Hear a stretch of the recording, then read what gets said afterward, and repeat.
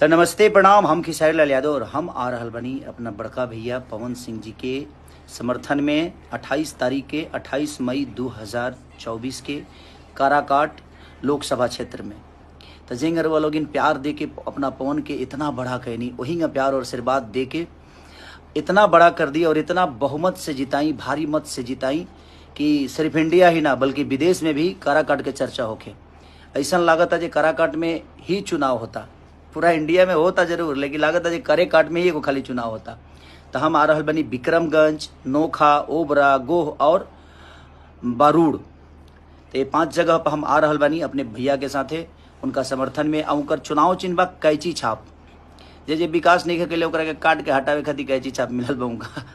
तो वो लोग आई और हमरो सबसे मिले आवतनी, हम और हमारे बड़े भाई पवन सिंह जी।